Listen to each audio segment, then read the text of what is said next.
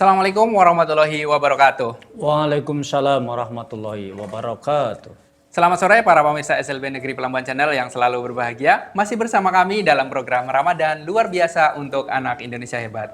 Kami masih bersama Ustadz Hafiz PHQ yang mana sore hari ini masih selalu menemani para pemirsa untuk menunggu saat berbuka puasa dengan hikmah Ramadan serta tema-tema menarik lainnya.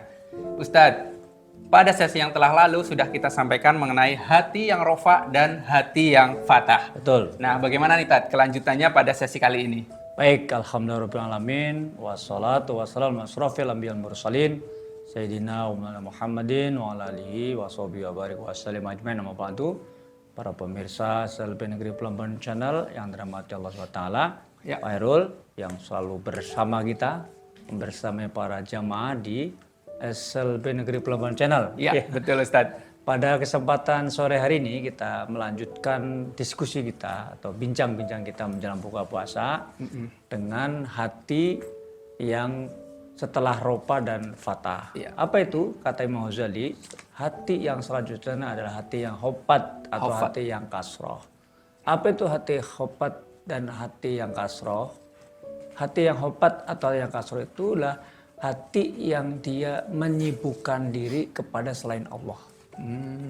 Ya. Jadi dia tidak senantiasa ingat pada Allah, tapi ingat pada yang lain. Kalau dia ingat pada yang lain, maka kita lihat hadis Nabi dalam satu hadis Imam Bukhari. Kala Nabi SAW, la yazalu qalbul kabir, kata Nabi. Ya.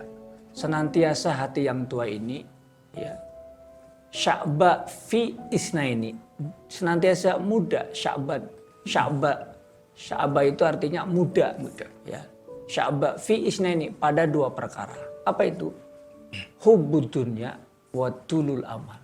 Ya. Cinta kepada dunia, ya, dan tulul amal. Apa itu? Panjang daripada angan-angan. Panjang daripada imajinasinya.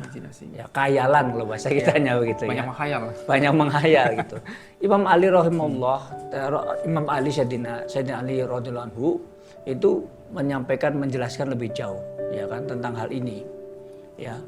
Di antara dua penyakit manusia itu kata Sayyidina Ali karamullah itu satu ittiba'ul hawa, yang kedua tulul amal. Ya, bukan tulul amal. Kalau itu amal panjang amalnya. Ini pakai alif. Tulul amal. Angan-angan. Panjang angan-angannya gitu. Beliau lebih menjelaskan ittibal hawa yasudul haq. Ya. Orang yang mengikuti senasib atas hawa nafsunya, ya sudu, maka dia tertutup, terhalang daripada kebenaran. Ya.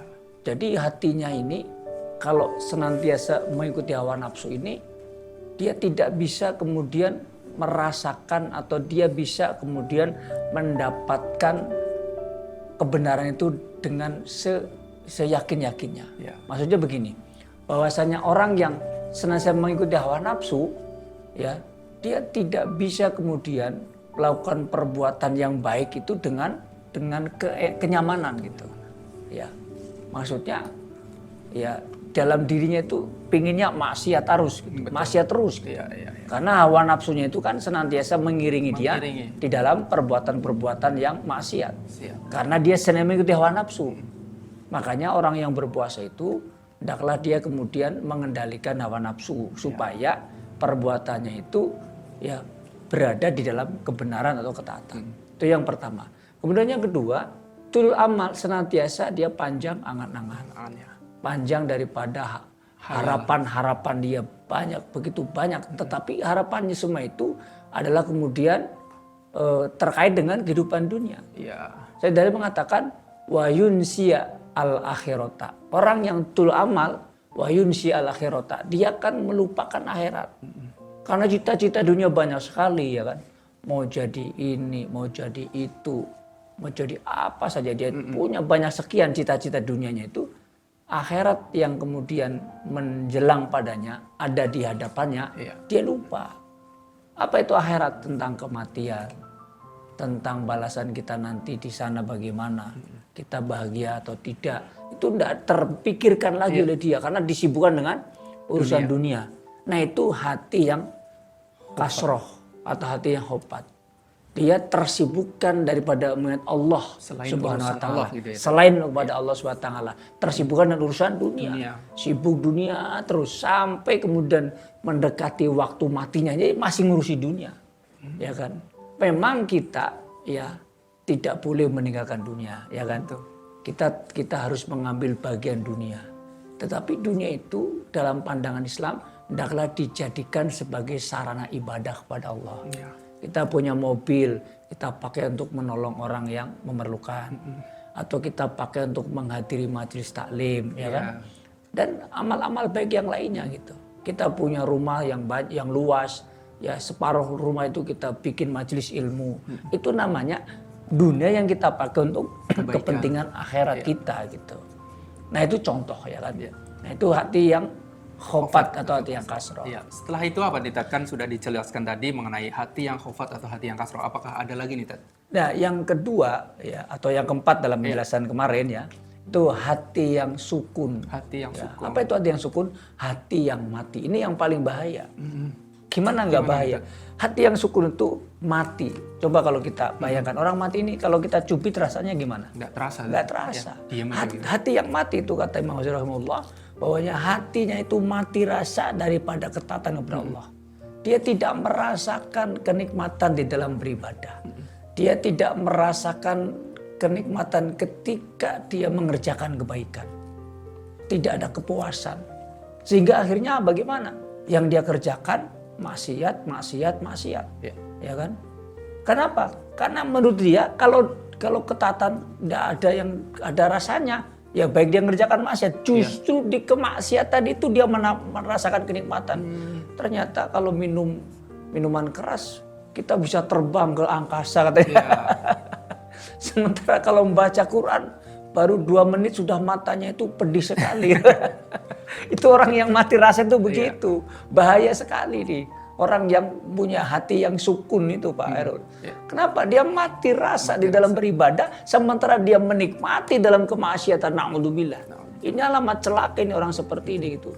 Ya sama ketika kemudian wah saya ini kalau puasa kok baru setengah hari sudah lapar ya. Lalu dia putus puasanya itu ya hati-hati jangan-jangan hati kita akan mati nih kalau begitu. Harusnya kita kan kata Nabi kita diminta untuk bergembira dengan puasa ini. Bagaimana kita lapar tapi kita gembira? Bisa nggak? Bisa. Ya kan?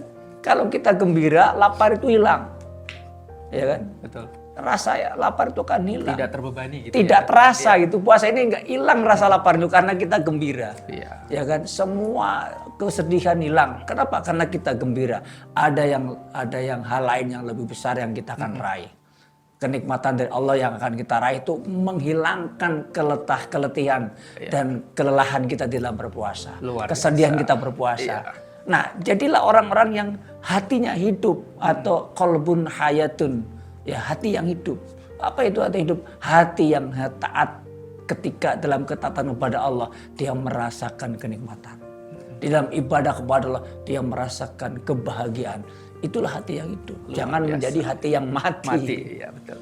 Terima kasih Ustadz nih sudah menyampaikan pada sesi kali ini. Baik, penting untuk pemirsa ketahui bahwa hati kita itu jangan sampai menjadi hati yang mati seperti contoh Ustadz hati tadi yang sukun. Ya, atau hati yang sukun. Jadi tidak menerima perintah-perintah Allah atau bahkan beliau atau mereka itu apabila hatinya sudah sukun itu mati merasa nikmat dengan maksiat begitu. Masya Allah, itu ngeri sekali. Itu harus kita hindari ya Tat. Nah, baiklah para pemirsa SLB Negeri Pelambuan Channel. Jadi pesan yang kita dapatkan untuk hari ini, kita sebagai orang yang beriman itu harus mempunyai hati yang rofa dan hati yang fatah agar supaya kita selalu menjadi orang yang beriman di mata Allah Subhanahu wa taala. Jangan menjadi hati yang sukun dan hati yang khofat atau kasroh. Iya. Terima kasih Ustadz atas penyampaian hari ini. Semoga menginspirasi banyak orang, menginspirasi para pemirsa selalu di rumah.